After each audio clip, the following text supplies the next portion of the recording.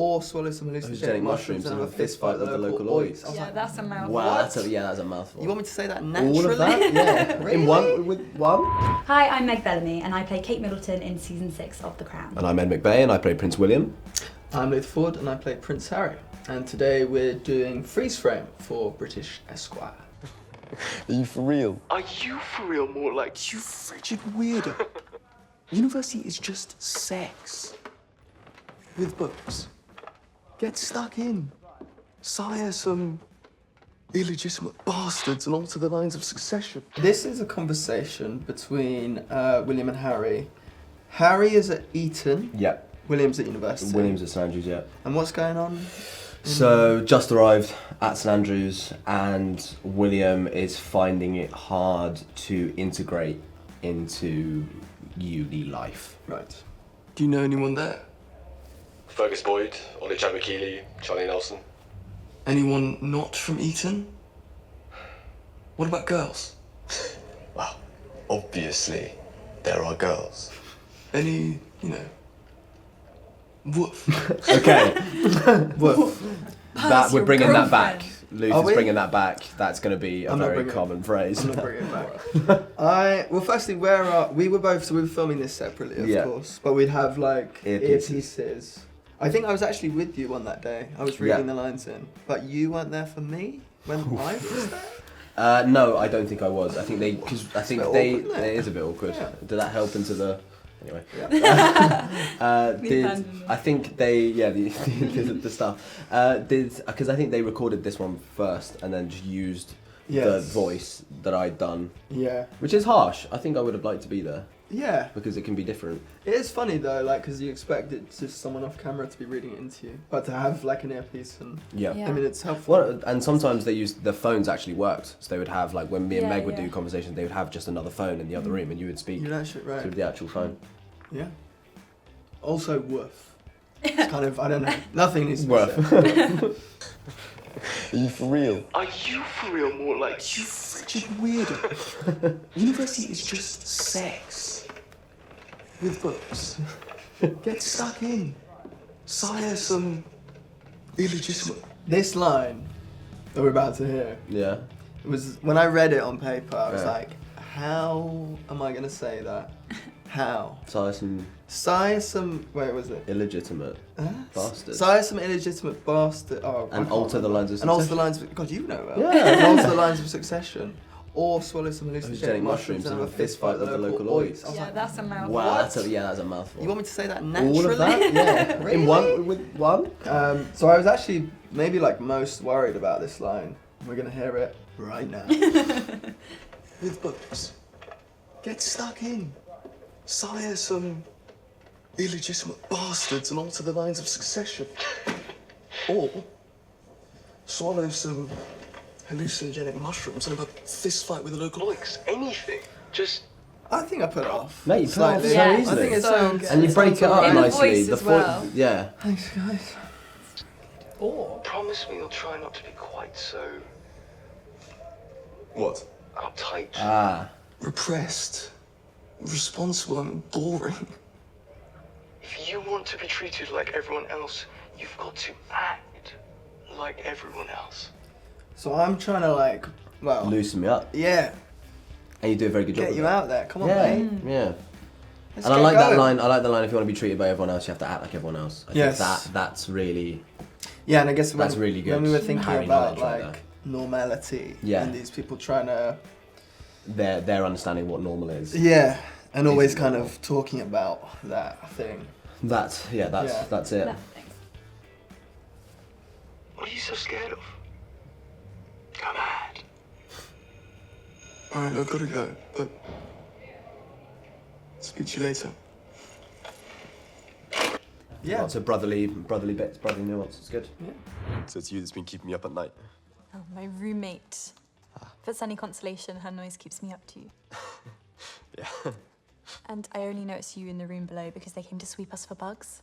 I told them if they were worried I was out to get you, I could have just done that in Chile. So I think this is the scene the library scene, where Kate and Will chat for the first time. So that's where all the material went. Hi. Hello. Actually, I'm done with it now. Great. But I've promised it to someone else first. And I think she promised it to someone else. Yeah. You're welcome to the I think notes. again, like even that, like we spoke a lot about crunching up their path Yeah. and to getting becoming into a relationship. Becoming into a relationship is what we're talking about.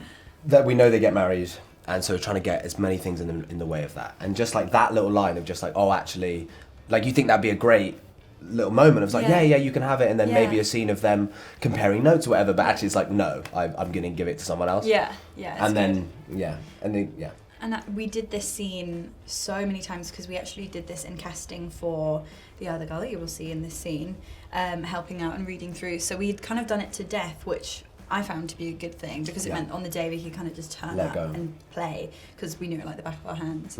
So You're welcome to the notes I made. And the essay I've written if you think it would help. It's no masterpiece, but I've put the research in there. Thanks. When you're done, just text me and let me know. Yeah. Or cut a hole in your ceiling and give it back. I'm in the room directly above you. So it's you that's been keeping up. My roommate. yeah, I don't know why I make sounds like that. I make sounds like that.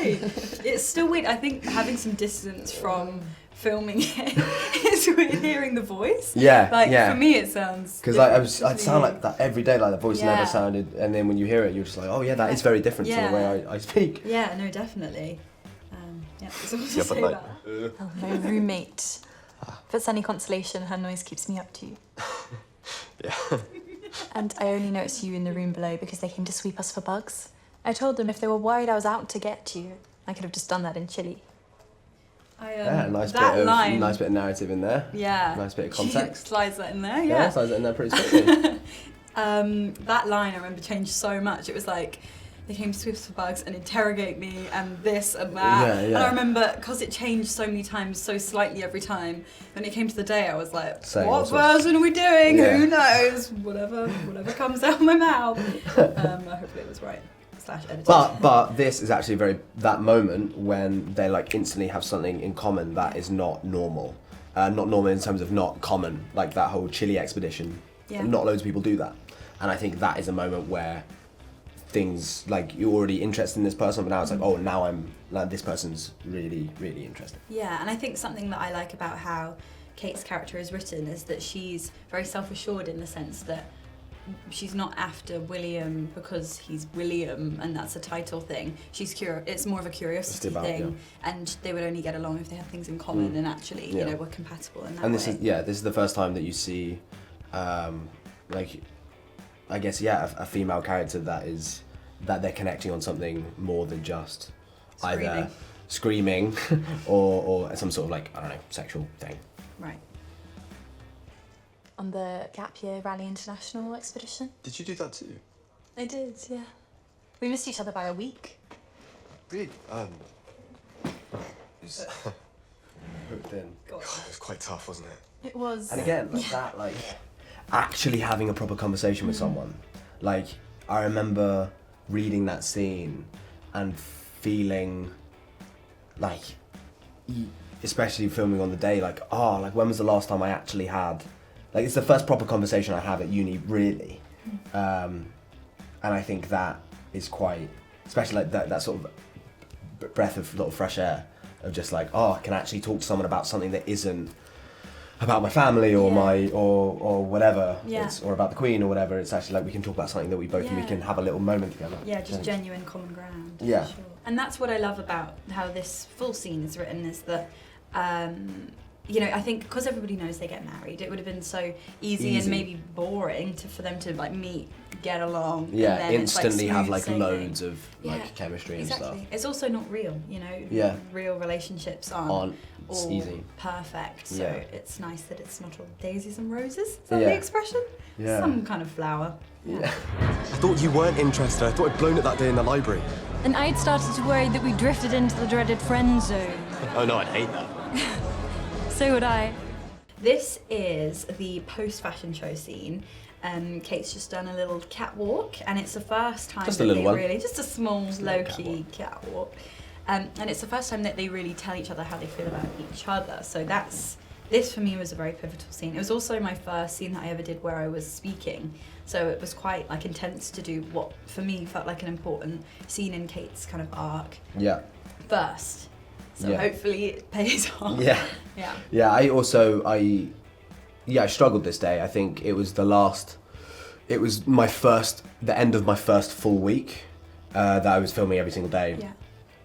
And it's a big scene at the end of the last day, and I was quite tired from it, and also I was in that stage of still holding on to some sort of thinking that I know what I'm supposed to be doing, or I know what my job is, or I know how to do this acting thing, and I think and I know what the process is, and I get it.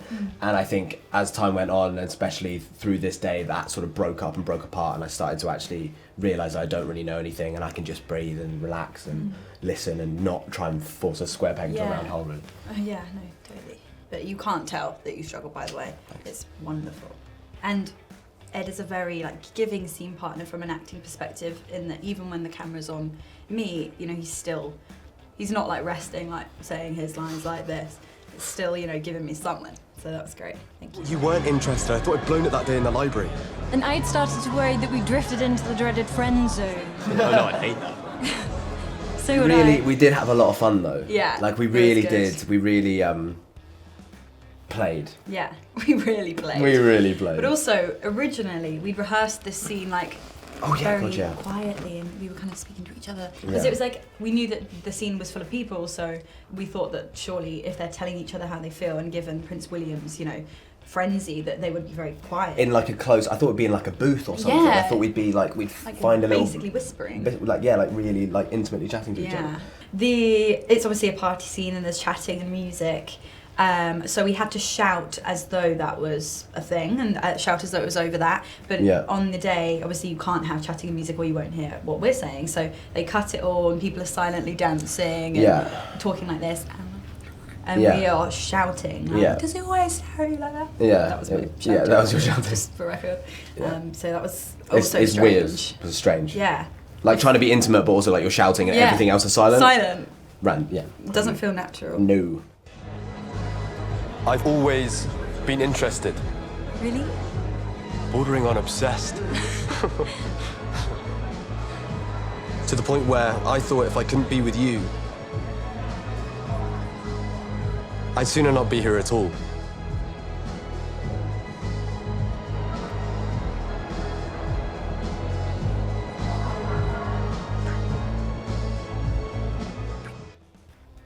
So when we I thought we were going to go into when we rehearsed this as well, we played a game, and we sort of did it on the day, where we would try and get as close and closer to one another as the scene went on, and it sort of gets you sort of try and carve out your little part of the world together. Yeah, and we started off kind of facing out. really facing the room and trying not to make it seem like we're not talking to each other, and then obviously we sort of get closer and closer as we get more and more invested in one another, and then it ends with that sort of final moment.